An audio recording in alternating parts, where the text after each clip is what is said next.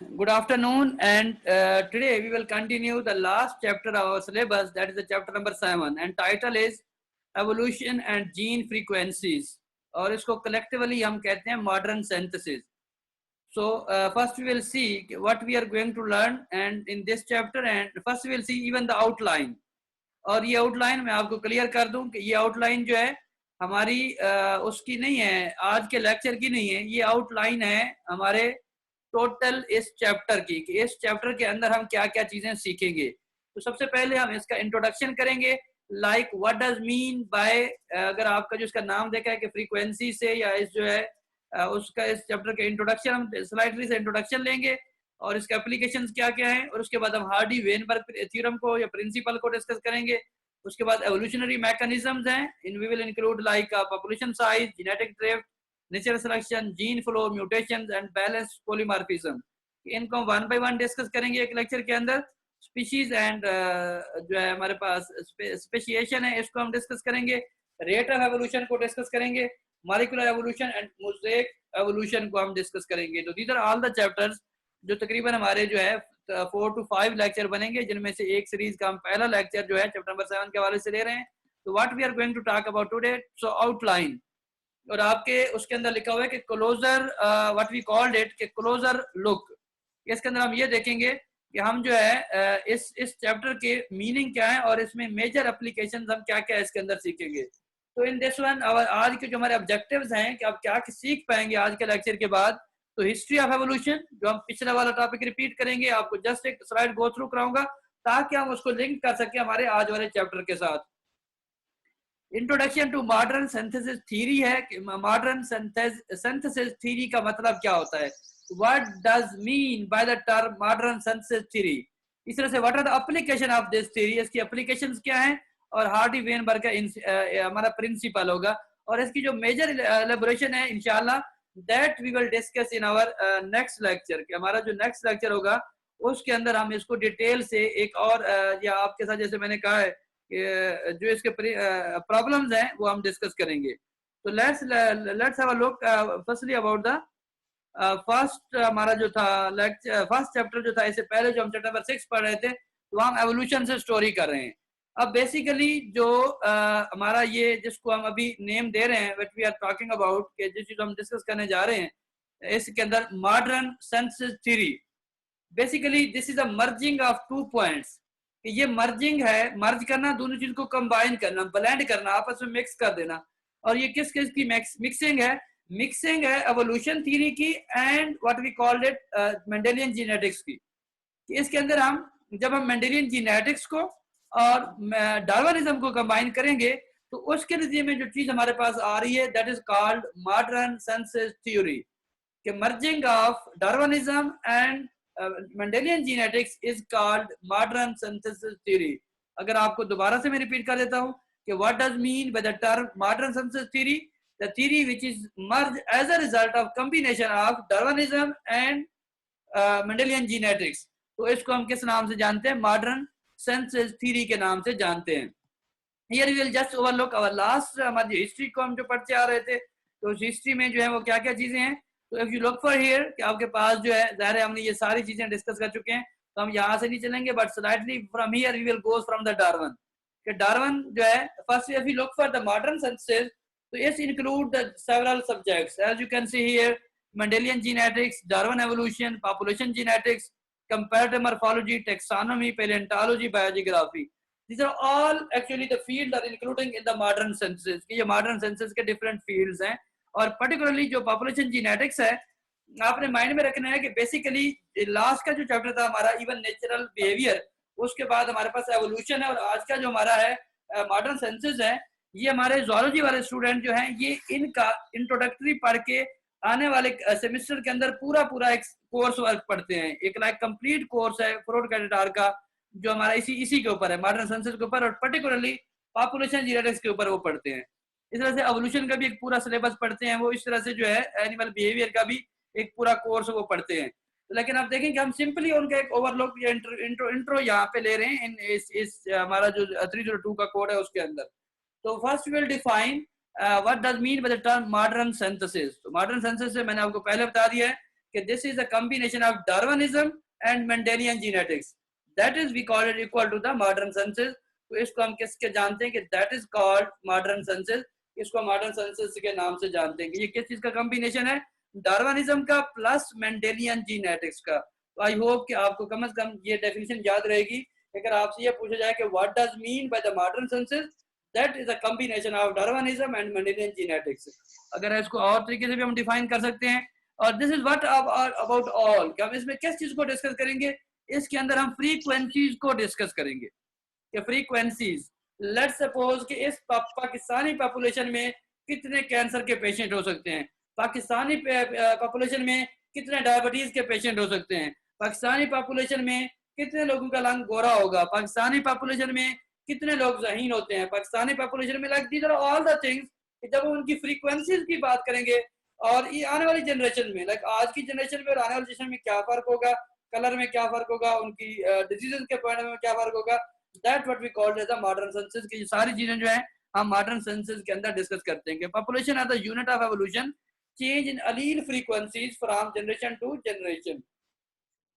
Natural selection play important role in evolution, but not only factor speciation is at the boundary between the macroevolution and macroevolution. अब macro एक ज़रा small scale के ऊपर होती है और macro जो है वो large scale evolution होती है। तो ये natural selection जो basically evolution में नहीं बल्कि इन दोनों के जो है border के ऊपर lie कर रही होती है।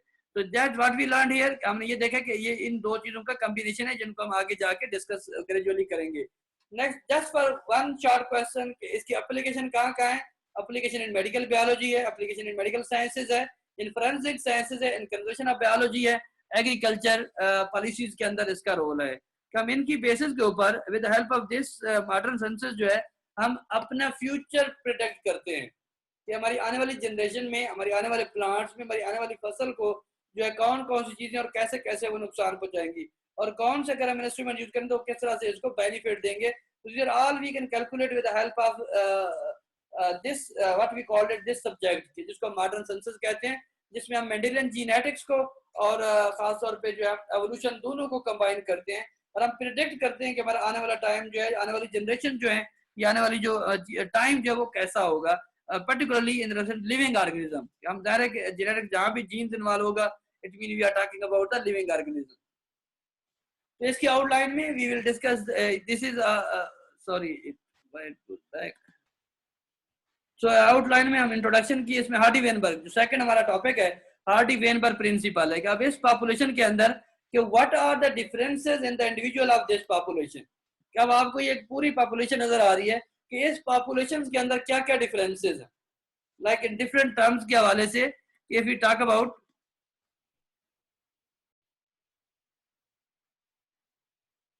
Of course they can keep trying, फिलहाल हमारा जो है हमारे पास और कोई रास्ता नहीं है, ज़ाहिर है maybe they have the signal issues. So जो मेरे पास आ रहा है मैं उनको एडमिट कर रहा हूँ, मैंने किसी को नहीं रोका हुआ। तो काइंडली उनको कहें कि अपना नेट का अगर किसी का इशू है, आई अंडरस्टैंड कि these days some places have internet issue, so I hope when they will join us of course I will allow them, no issue.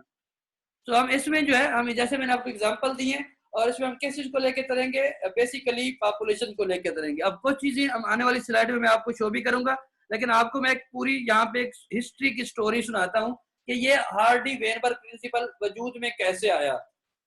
एक इंपॉर्टेंट पॉइंट जो आपको यहाँ मेमोराइज करने के लिए जरूरी है, तो वो जो हार्डी है, हार्डी बेसिकली, हार्डी और वेनबर्ग ये दो डिफरेंट साइंटिस्ट थे। हार्डी जो है, अगर आप नेक्स्ट स्लाइड में मैं आपको इन दोनों की शक्लें दिखा देता हूँ कि आपके पास जो है ये हार्डी है, GH हार्डी। ये जो आपको शक्ल नजर आ रही है, एक ब्रिटिश का मैथमेटिशियन था। He was not a biologist, he was not a chemist, he was not even the geneticist. तो वो जेनेटिक्स का बंदा नहीं था, but he was a mathematician. And Weinberg जो है, he was a German and these both guys work separately. इन दोनों का इकट्ठा काम नहीं था और ये प्रिंसिपल 1908 ने हार्डी ने दिया और 1943 तक ये प्रिंसिपल है हार्डी प्रिंसिपल के नाम से मशहूर रहा। उसके बाद इन 1943 एक साइंटिस्ट ने ये इतराज किया या उसने लिटरेचर देखा, तो इस प्रिंसिपल को हार्डी से पहले एक और जर्मन साइंटिस्ट जिसका नेम आप यहाँ पे देख रहे हैं वाइनबर्ग था। तो वाइनबर्ग ने क्या किया कि वो इससे पहले इसको रिपोर्ट कर चुका था, इवन इन 1903 1903 के अंदर। तो इसलिए बाद में इस प्रिंसिपल का क्या नेम बना, Weinberg Hardy principle. I just mentioning here, but actually इसके जो प्रॉपर नेम है वो इवन हार्डी पहले नहीं आता, वो वेनबर्ग पहले आता है। तो वाइनबर्ग हार्डी प्रिंसिपल के नाम से ये 1943 के बाद, और आज भी हम इसी को मानते हैं कि हम इसको वाइनबर्ग हार्डी प्रिंसिपल कहते हैं। अब क्वेश्चन यहाँ ये रेज होता है कि एक मैथमेटिशियंस का बायोलॉजी के साथ क्या काम था। तो हम इस स्टोरी को लिंक करने की कोशिश करते हैं, और जिसके लिए हम दोबारा से डार्विन को और लामार्किज्म को थोड़ा सा अंडरस्टैंड करने की कोशिश करते हैं कि बेसिकली हम इन दोनों स्टोरीज आपस में मर्ज कैसे हुई। तो let's go back to the Darwin, जिसने कब से कब काम किया था। कि डार्विन की जो पहली बुक है, इट केम आउट इन 1859 1859 के अंदर, और उस बुक का नाम है on the origin of species. और आई होप कि हम बार बार इसको डिस्कस करते आ रहे हैं और बार बार इसका नाम सुनते हैं, तो कम से कम आपको ये बात आप मेमोराइज हो जानी चाहिए कि डार्विन की बुक का नाम क्या था और डार्विन ने वो बुक कब पब्लिश की थी, 1859 के अंदर। अकॉर्डिंग टू दैट बुक जो है, अब डार्विन क्या कहता है, Darwin was saying according to that book, I repeat once again, कि उस बुक के मुताबिक डार्विन का क्या मानना था कि डार्विन की थ्योरी के मुताबिक या एवोल्यूशन की थ्योरी के मुताबिक, अब हमने एवोल्यूशन को और जेनेटिक्स को आपस में ज्वाइन करना है। Once again carefully listen to me कि मैं क्या बात करने लगा हूं। यहाँ हमारा जो मॉडर्न साइंसेस है वो किस चीज का कॉम्बिनेशन है, एवोल्यूशन का और मेंडेलियन जेनेटिक्स का। तो अब हम देखना ये चाह रहे हैं कि डार्विनिज्म का हम कौन सा पॉइंट ले रहे हैं और मेंडल का कौन सा पॉइंट ले रहे हैं। तो if you look for the Darwinism, अब डार्विन इस थ्योरी के बारे में क्या कहता है। डार्विन जो, अब ये डार्विन का काम है, और डार्विन ने एच.एम. बीगल जो 1831 से 1800 सॉरी उसका बीगल का टाइम है, बट आफ्टर इसका लाइफ टाइम जो वो डिफरेंट था। तो in that time like we know that 1809 में पैदा हुआ और 1882 के अंदर जो है इसकी डेथ हुई। अब डार्विन ने जब अपना काम किया तो इसका पॉइंट क्या था कि दैट वाज डार्विन। डार्विन क्या कहता है कि on the origin of species, जो इसने कब लिखी, 1859 के अंदर, 1859 में। अकॉर्डिंग टू दिस सब्जेक्ट कि they are blend like parents, ये क्या कहता है कि हमारे जो पेरेंट्स थे या हमारी जो आने वाली जनरेशन हैं, they are a blended form of their parents. Blended का क्या मतलब होता है, जैसे हम ब्लेंड कर देना, किसी चीज को मिक्स कर देना, यानी कि ये मिक्सचर है किस चीज का, अपने पेरेंट्स का, कि उनके जो पेरेंट्स है वो मिक्सअप हुए आपस में, और उससे जो ब्लेंडेड चीज हमारे पास आई, ये अकॉर्डिंग कंसेप्ट है डार्विन का। और that what we called it, कि ये एक ब्लेंडेड फॉर्म है, जैसे कि हमने डिफरेंट कलर बनाए और अभी आपके पास ये जो नजर आ रहा है ये एक ब्लेंडेड कलर है, कि ये डिफरेंट चीजें मिलके आपस में एक नई शेप अपने आप को दे रही है। तो that was a blended like a paint, कि हम जो एक नई जनरेशन जो है वो इस पेंट की तरह ब्लेंड होके आई है। But the theory is that was a concept, keep in mind. Now we are talking about the genetics. अब बाद में, अब ये काम कब उसने कहा, 1859 के अंदर। उसके बाद टाइम पीरियड आया किसका, ज़ाहिर मेंडल का। और मेंडल के हवाले से आपने दो चीजें पहले से भी जानते हैं, और आज आपसे ये चीजें मैं आपके एमसीक्यूज में पूछूंगा, इसलिए आपने राइट डाउन करके रखनी है कि मेंडल ने जब अपना 1860 की दिहाई में जब अपना काम पेश किया, तो वो काम हम ये सब जानते हैं कि 30 साल तक मेंडल का काम जो है ऑलमोस्ट हिडन रहा। मेंडल के काम को अननोटिस रहा 30 इयर्स आफ्टर द पब्लिकेशन। और 30 सालों में सिर्फ मेंडल को 3 दफा साइट किया गया, यानी कि मेंडल के काम को सिर्फ 3 दफा लोगों ने रेफरेंस दिया। लेकिन स्टोरी स्टार्ट हुई मेंडल के काम के बाद 1900 के अंदर, 1900 के अंदर। अब मेंडल जो है, हम जानते हैं कि मेंडल 1884 में मर चुका था।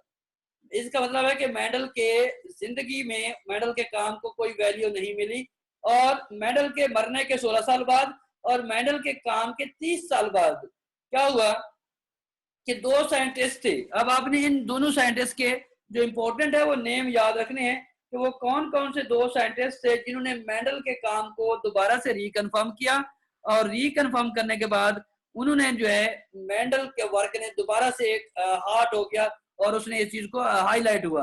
तो उन साइंटिस्ट का नेम है, एक का नेम आपने ये लिख के रखने हैं, होगो डी वरीज। ये दोनों डच साइंटिस्ट हैं, डच मीन नेदरलैंड के रहने वाले थे, डच कंट्री के रहने वाले थे, होगो डी वरीज और कार्ल कोरेन।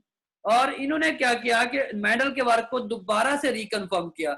और when they reconfirm the Mendel work, after reconfirming the Mendel work, what they done, then that work is got hot, यानी कि वो हाईलाइट हुआ और बहुत लोगों तक फैला कि मेंडल का काम जो एग्जैक्टली ठीक था। लेकिन मेंडल का काम क्या था, मेंडल ये कहता है कि we are not a blended form of our parents, but what we do, we receive certain what we call them as the particles, and that particles inherited from parents to the offspring. And later on उन्हीं particles को क्या नाम दिया गया, jeans का नाम दिया गया। और हम जानते हैं कि जो जीन्स का पहला नाम था वो एक और साइंटिस्ट, वो एक वाटसन बैटसन नाम का साइंटिस्ट था जो ब्रिटिश का रहने वाला था, और उसने उसको नेम दिया। यानी कि हमने डार्विन की बात की, मेंडल की बात की, हुगो डी व्रीज की बात की, उसके बाद आपने कार्ल कैरन की बात की जिन्होंने उसके लाइट को हाईलाइट किया। अब कार्ल कैरन के बाद दो और साइंटिस्ट थे, जब उनका काम हाईलाइट हुआ तो जो ब्रिटिश के साइंटिस्ट थे, और मेंडेलियन जेनेटिक्स गेट्स हॉट यानी कि हाईलाइट हो गई। और उन दो साइंटिस्ट के नाम थे, एक का नाम था विलियम बैटसन जिसने, जो ये दोनों ब्रिटिश के रहने वाले थे, और दूसरे का नाम था पनेट। इसके बाद पनेट स्क्वायर, आप जिसको जानते हो, मुझे नहीं पता कि आप इससे पहले जानते या नहीं जानते थे, ये जो मेंडल के पनेट स्क्वायर जिसको हम बनाते हैं, ये पनेट स्क्वायर मेंडल के नहीं है, ये पनेट के हैं। और पनेट बेसिकली एक साइंटिस्ट का नाम है जो ब्रिटिश का रहने वाला था, और ये एक जेनेसिस्ट था यानी कि एक जेनेटिक्स में काम करने वाला बंदा था। तो अब इसके बाद अब हम पढ़ना लेना क्यों ये सारी स्टोरी देख रहे हैं, स्टोरी इसलिए देख रहे हैं कि हार्डी कैसे, हार्डी एक मैथ का बंदा, एक रियाजी पढ़ने वाला बंदा, इस बायोलॉजी में कैसे इन्वॉल्व हुआ। अब ये जो पनेट है, पनेट बेसिकली जो हार्डी था, he was a friend of Punnett, कि वो पनेट का फ्रेंड था। जब पनेट काम कर रहा था तो he raise a question actually. If you look for the next one our slide, तो आपके इसके बाद एक्सपेरिमेंटल ऑन पी प्लांट, 1865 की कहानी है। इसने पी प्लांट के ऊपर काम किया, और इसने कहा कि that are not a blending in my piece, कि मेरे पी में वो ब्लेंड नहीं हुए थे, बल्कि व्हाट दे ही सेड कि वो जो है उनके पार्टिकल ट्रांसफर हुए। और ये बात किसने की, हुगो डी व्रीज और कार्ल कोरेन ने rediscover the Mendel law which serve to explain their finding. उसने मेंडल की फाइंडिंग को, और although the Mendel was no more at that time. इसके बाद 1908 में द पनेट आस्क्ड, और इसके बाद एक बात याद रखिएगा, मैं स्किप कर रहा हूं यहाँ पे, कि इनके बाद हुगो डी व्रीज और कार्ल कोरेन के बाद किसने काम किया, बेसिकली बैटसन ने जीनेटिक्स की टर्म का नाम दिया, जीन का नाम दिया उसको, पार्टिकल्स को, और उसने जीनेटिक्स का वर्ड भी इंट्रोड्यूस किया। और उसके बाद याद रखिएगा कि 1906 के अंदर पहली दफा जीनेटिक्स का डिपार्टमेंट बना यूनिवर्सिटी ऑफ कैम्ब्रिज के अंदर, आफ्टर दीज टू साइंटिस्ट। कौन कौन से, बैटसन और पनेट। और पनेट क्योंकि उसके ऊपर काम कर रहा था, he is a guy the Punnett here. अगर आप पनेट के देखें तो आई एम नॉट श्योर कि आपने आज तक इसको देखा भी हो कि नहीं देखा हो, बट आई एम श्योर कि most of you have not seen this guy. तो इसके नेम के ऊपर हम इनको पनेट स्क्वायर कहते हैं, जो आपके मेडल के पनेट्स होते हैं। What he did, he asked a very interesting question, and what was the question कि why recessive phenotype persist, कि अगर हमारी आई का ये कलर है और ये कलर अगर रिसेसिव है, तो फिर कुछ जनरेशन के बाद ये कलर दोबारा क्यों आ जाता है। अगर लंबे साइज के हैं और एक जैसे लंबे साइज की होती है, और कुछ के बाद फिर उनमें कोई ना कोई छोटे कद का जाता है, तो वो क्यों आ जाता है। इट मीन क्वेश्चन क्या था, I will ask in your exam कि what question was raised by Punnett, कि पनेट ने कौन सा क्वेश्चन रेज किया कि व्हाई रिसेसिव फिनोटाइप परसिस्ट, कि रिसेसिव फिनोटाइप परसिस्ट क्यों करती हैं। तो इस क्वेश्चन को उसने डिस्कस किया हार्डी के साथ। दैट वाज अ स्टोरी, जो मैं पूरी स्टोरी को लेके आपके पास आना चाहता था, कि Punnett was a friend of Hardy, Hardy का वो दोस्त था, और इसने हार्डी, और Hardy was a British scientist, Punnett was a British, Hardy was a British, and then he discussed this question or problem with the Hardy, and then Hardy got interested and he started working on that one। और उसके बाद Hardy ने ज़ाहिर है 1908 के अंदर इसके Punnett के सजेशन के बाद, या पनेट की उसके साथ हार्डी ने ये प्रिंसिपल का दिया, जिसको हम हार्डी, और मैंने आपको बोला कि हार्डी प्रिंसिपल जिसको हम 1943 तक हार्डी प्रिंसिपल के नाम से जानते थे, लेकिन उसके बाद हम स्टोरी को आगे लेके चलते हैं, तो इसने इसको नाम दिया। और ये इसके, और ये Hardy was a friend of Punnett, ये पनेट का फ्रेंड था, और ये भी एक ब्रिटिश मैथमेटिशियन है, और ये जो है एक ब्रिटिश साइंटिस्ट।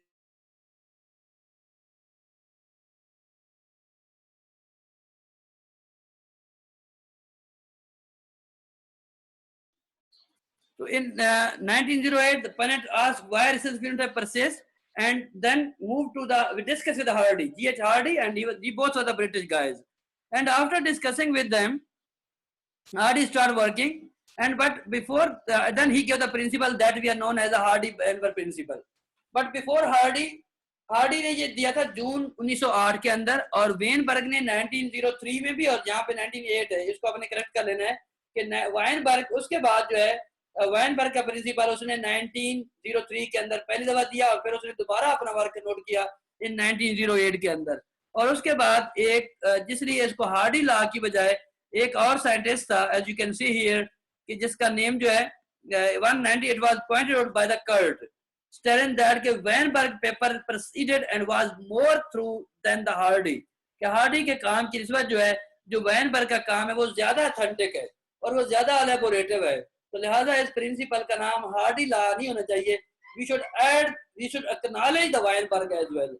उसके बाद उन्होंने वैनबर्ग को एक्नॉलेज करने के लिए उन्होंने क्या किया, इस प्रिंसिपल का नाम चेंज हो गया and now we call it as a Weinberg Hardy principle. But I want to add here one thing more, even basically ये शायद आपको यहाँ पे नहीं मिले, आपको कुछ बुक्स में मिले कि आई एम नॉट श्योर। ये इसी तरह से अब ये एक आप याद रखिएगा कि ये दोनों यूरोपियन थे, एक ज़ाहिर ब्रिटिश का रहने वाला था और एक जो वो जर्मन की रहने वाला था, लेकिन एक और अमेरिकन साइंटिस्ट जिसका नाम कैसल था, आपने याद रखना है, कैसल किले वाला है, CASTLE, castle. And truth, this is actually the truth is that the story behind the Hardy Weinberg principle. Castle ने इस स्टोरी को ओपन किया था इन 1902, इन दोनों से पहले 1902 के अंदर, लेकिन उसका काम भी ज़ाहिर हाईलाइट नहीं हुआ, और इसलिए बेसिकली जो ट्रुथ इज दैट कि इस प्रिंसिपल का नेम होना चाहिए था Castle Weinberg Hardy principle, but क्योंकि ज़ाहिर है वो भी हाईलाइट नहीं हुआ तो उसके नाम से भी नहीं आया, तो लिहाजा अब हम इसको किस नाम से जानते हैं, वेनबर्ग हार्डी प्रिंसिपल के नाम से हम इसको जानते हैं। और ज़ाहिर है अब उसका then we are reading in the same way, हम उसी तरीके से इसको लेके चल रहे हैं। This was the story and now this principle is called Hardy Weinberg law या हार्डी वेनबर्ग प्रिंसिपल या हार्डी वेनबर्ग थ्योरम के नाम से भी जानते हैं। अब ये है क्या, ज़ाहिर इसको हम कमिंग लेक्चर में, जो हमारा कल लेक्चर है इंशाल्लाह ताला, हम इसको मजीद अंडरस्टैंड करने की कोशिश करेंगे विद सम एग्जांपल।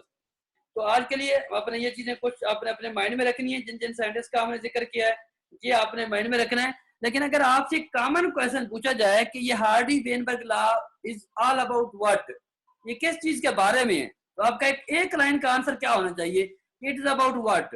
अगर आपसे कोई पूछे कि so what it all about, अब किसकी बात कर रहा हूँ, वेनबर्ग हार्डी लॉ की बात कर रहा हूँ, और आपसे क्वेश्चन पूछ रहा हूँ कि व्हाट इट्स ऑल अबाउट, यानी कि Hardy Weinberg law what's it all about, यानी कि किस चीज के बारे में है, तो वी कैन से दैट कि इट्स ऑल अबाउट फ्रीक्वेंसीज।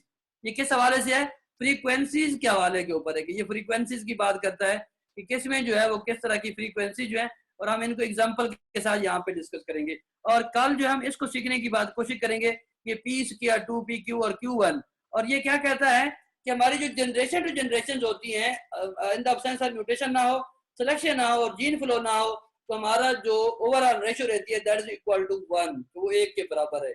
और कल जो है with the help of few example जो है हम इस प्रॉब्लम को सॉल्व करने की कोशिश करेंगे कि हार्डी वेनबर्ग लॉ जो है वो किस तरह से फ्रीक्वेंसी हमारी 1 के बराबर रहती है। तो अभी आपने सिंपली इसको डिफाइन करना है, और आज कुछ अजम्पशंस हैं, उन अजम्पशंस को आपने याद रखना है कि they after this principle they put a lot of example. हम इसको मैं जस्ट रीड कर देता हूँ कि हार्डी वेन किस चीज के बारे में है या क्या स्टेट्स करता है। It states the relative frequencies of various kinds of genes in large and random mating sexual permutative population tend to remain constant from generation to generation in the absence of mutation, selection and gene flow।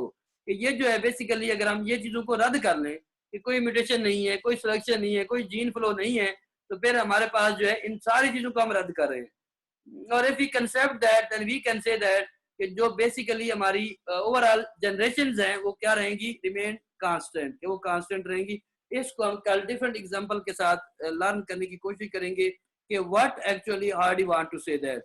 और according to Hardy Weinberg law जो हमारी assumptions हैं, जिनको मैं आपके साथ यहाँ लिखा हुआ भी और कुछ आपको मैं वैसे बोल देता हूँ कि उसकी कौन कौन सी एग्जाम्पल थी कि ऑर्गेनिजम्स आर डिप्लॉयड। कि पहली उनकी अजम्पशन ये थी कि जो ऑर्गेनिज्म वो डिप्लॉयड होते हैं, ये कि 2n नंबर होता है उनके पास।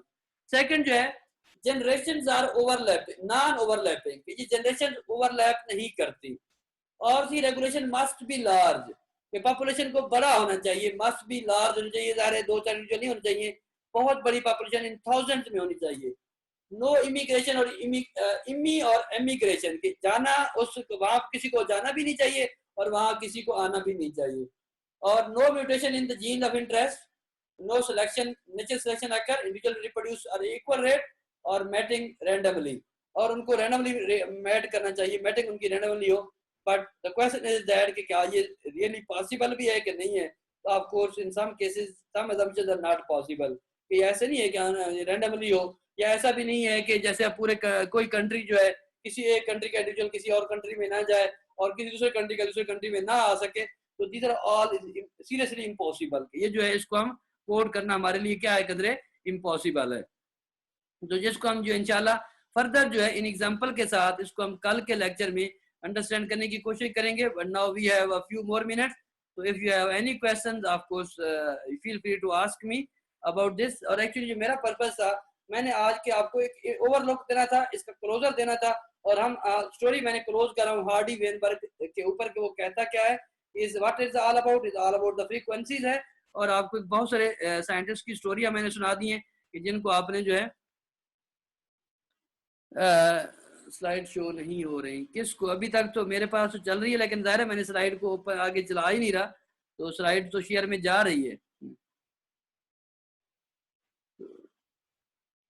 If anyone have a question, of course आज का हमारा लेक्चर इंट्रोडक्टरी लेक्चर था इस चैप्टर के हवाले से। कल हम आरडी वेनबर्ग को डिटेल से मजीद पढ़ेंगे, और इंशाल्लाह ताला जो है अगले 2-3 लेक्चर में हम इस चैप्टर को एंड कर देंगे। तो इसके रेलिवेंट आपका कोई क्वेश्चन है तो feel free to ask me.